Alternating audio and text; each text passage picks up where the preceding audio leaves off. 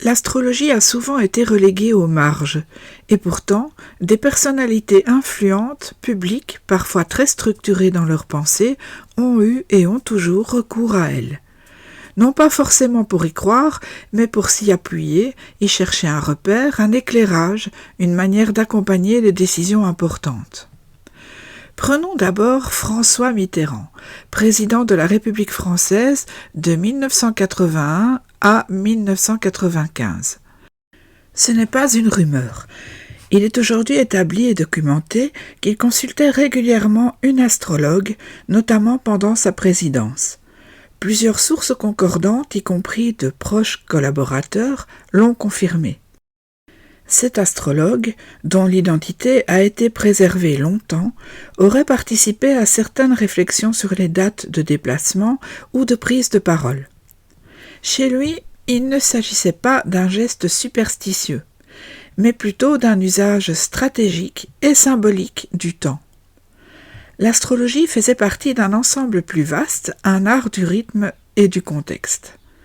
Ce n'était pas une croyance, mais un outil de lecture complémentaire du réel. Aux États-Unis, Ronald Reagan, président des États-Unis dans les années 1980, est souvent cité pour avoir indirectement intégré l'astrologie à son mandat. En réalité, c'est son épouse, Nancy Reagan, qui a consulté l'astrologue June Quigley pendant plusieurs années. Ce choix n'était pas anodin. En mars 1981, Ronald Reagan est victime d'un attentat. Il est gravement blessé. Nancy Reagan, profondément bouleversée, cherche à retrouver un sentiment de contrôle sur l'imprévisible. C'est à partir de là qu'elle commence à consulter régulièrement son astrologue afin de repérer les dates plus favorables, d'éviter certains déplacements ou discours à des moments jugés à risque. L'astrologie dans ce contexte n'était pas décorative. Elle répondait à une peur concrète, à une nécessité intérieure de préserver autant que possible la vie de son mari. Elle avait ses propres cahiers, ses tableaux, ses contacts directs avec l'équipe de la Maison-Blanche. Cela a suscité des controverses, bien sûr, mais il ne fait aucun doute que l'influence de l'astrologue était réelle. Dans le monde artistique, le lien entre astrologie et création est plus naturel, plus libre aussi. Madonna, par exemple, n'a jamais caché son intérêt pour l'astrologie.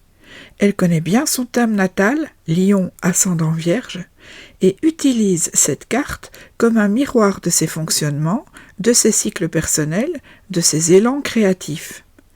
Elle a déjà mentionné son recours à l'astrologie dans plusieurs entretiens, y compris en lien avec la planification de certains tournants artistiques. Lady Gaga, quant à elle, évoque parfois les influences planétaires dans ses périodes de création. Ce n'est pas tant une démarche structurée que le reflet d'un dialogue symbolique avec le ciel. Elle fait partie de ces artistes qui ressentent les correspondances sans forcément chercher à tout décoder, mais elle y revient régulièrement. Un autre nom, plus ancien, revient souvent, un peu inattendu. Carl Gustav Jung, le fondateur de la psychologie analytique, scientifique rigoureux et penseur majeur du XXe siècle, s'est profondément intéressé à l'astrologie. Il ne la considérait pas comme un outil prédictif, mais comme un langage symbolique pertinent pour explorer la psyché. Dans ses correspondances et certains de ses écrits, il mentionne l'usage du thème natal pour comprendre les dynamiques intérieures de ses patients, en parallèle de ses propres travaux sur les archétypes et les synchronicités. Et puis, il y a Federico Fellini. Là encore, il ne s'agit pas d'une légende. Le réalisateur italien, dont les films sont traversés de symboles, de visions et d'images oniriques, consultait une astrologue personnelle. Il dessinait lui-même des thèmes, annotait des cartes du ciel.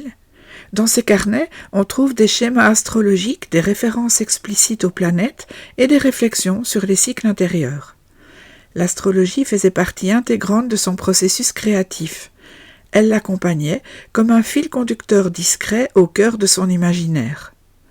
Ce que ces personnalités ont en commun, c'est une manière singulière d'habiter le temps. Loin de toute superstition, elles ont vu dans l'astrologie un langage complémentaire, une façon de ressentir les transitions, de poser un regard plus large sur les cycles, les tournants, les fragilités. Certains ont gardé ce lien dans la discrétion, d'autres l'ont revendiqué avec plus d'aisance, mais toutes montrent que l'astrologie n'est pas incompatible avec la pensée, la responsabilité ou l'action publique. Elle peut être tout simplement un outil parmi d'autres pour traverser le réel. À bientôt pour un prochain épisode.